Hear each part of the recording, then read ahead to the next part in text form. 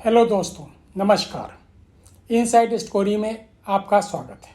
चर्चा करने जा रहे हैं संसद में कायम गतिरोध को लेकर के। एक निजी चैनल को दिए गए साक्षात्कार के बाद अमित शाह ने जैसे ही कहा कि उन्हें लोकसभा अध्यक्ष से मिलना चाहिए और लोकसभा अध्यक्ष से मिलकर के बात करनी चाहिए, इससे यह प्रतीत होता है कि कहीं न कहीं भाजपा भी झुकने को तैयार है।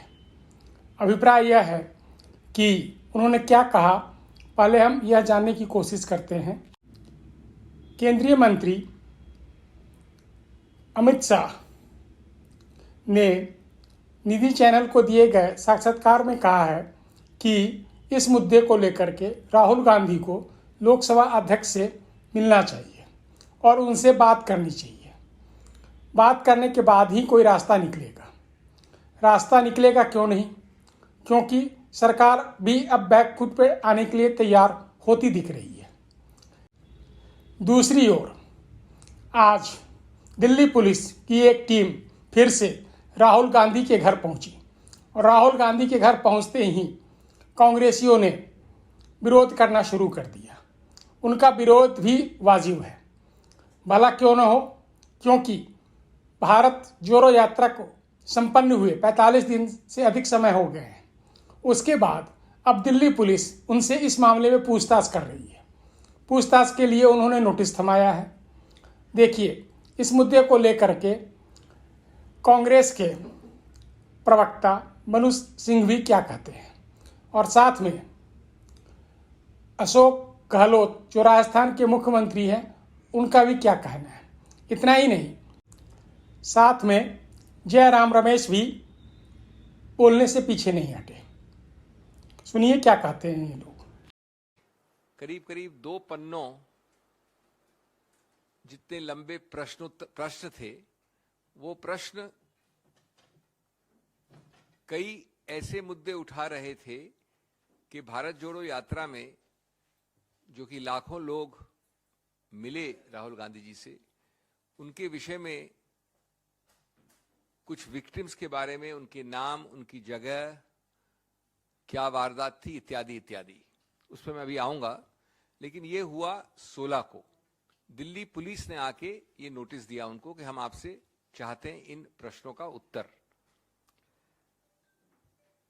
ये प्रश्न थे राहुल जी के उस वक्तव्य के विषय में जहां उन्होंने कहा था कि कई महिलाएं जो मिलती हैं वो डोमेस्टिक वायलेंस की बात करती हैं, बलात्कार की बात करती हैं और परिवार में उत्पीड़न की बात करती है।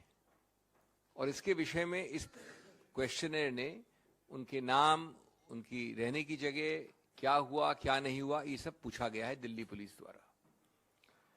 आज फिर 19 तारीख को सुबह वही दिल्ली पुलिस के दस्ते और उनके साथ कुछ और लोग आए वही प्रश्न वापस पूछने के लिए, एक नया नोटिस लेके। बाकी चीजें हम बाद में लिखित रूप से देंगे दिल्ली पुलिस से, लेकिन हमने उनको आज कहा, हम लोग सब वहां प्रस्तुत थे और मैं आपके साथ शेयर। अभिषेक सिंह जी ने सब बात आपको विस्तार से बताई। मैं सुबह बात दे चुका हूं। मैं पुनः ये रिपीट करना चाहूँगा कि बगैर ऊपर के इशारे के दिल्ली पुलिस इस प्रकार की साहस करे, ये असंभव है। आप कोई किसी कंप्लेंट की नहीं है, अखबार में क्या न्यूज आई है, क्या राहुल गांधी जी ने यात्रा के दौरान में अपनी बात बोली है, उसको लेके कोई केस बने इस प्रकार से, ये अभी सिंघवी साहब ठीक कह रहे थे, 75 साल की हिस्ट्री में पहली बार हो। अभिषेक सिंघवी जी ने और अशोक गहलोत जी ने आपको विस्तार से कहा है कि ये जो मिसाल है, जो घटना है, मोदी सरकार की प्रतिशोध, धमकी और डराने की जो राजनीति है, उसका एक मिसाल है। मैं एक बात लगता है कि सोमवार से होने वाले सत्र की शुरुआत में ही दोनों पक्षों के बीच कोई न कोई सम्मानजनक समझौता हो जाएगा या कोई न कोई एक रास्ता बीच का निकल आएगा जिससे कि संसद की कार्रवाई सुचारू रूप से चल सके। लेकिन इतना जो भी हो, हमें यह प्रतीत होता है कि कहीं न कहीं इस मुद्दे को लेकर के भाजपा अपने आप को असहज महसूस कर रही है। कहने का मतलब यह है कि भाजपा के अमित शाह ने इस मुद्दे को लेकर के साफ साफ कहा है कि इंदिरा गांधी ने भी जब विदेश गई थी, ब्रिटेन के दौरे पे गई थी, तब उन्होंने कहा था कि इमरजेंसी के बाद जब वो विदेश दौरे पे गई थी तब उन्होंने कहा था कि यह हमारा अंदरूनी मामला है, इस पे हम वहीं पे चर्चा करेंगे। इतना ही नहीं, राहुल गांधी के पिता राजीव गांधी का जिक्र करते हुए भी उन्होंने कहा कि जब यूएनओ में भारत का पक्ष रखने की बारी आई थी तो राजीव गांधी ने जो विपक्ष के नेता थे, पूर्व प्रधानमंत्री अटल जी को भेजा था और अटल जी ने बखूबी से कश्मीर के मुद्दे पे अपना पक्ष रखा था। तो ऐसे में मुझे नहीं लगता कि कांग्रेस को इस तरीके के भाषा का प्रयोग करना चाहिए। लेकिन जो भी हो, ये इससे तो स्पष्ट होने लगा है कि दोनों पक्ष किसी न किसी मुद्दे को लेकर के अब बीच के रास्ता निकालने के लिए सहमत होंगे या सहमति बनती दिखेगी, तभी तो जाकर के संसद की कार्रवाई सुचारू रूप से चल पाएगी।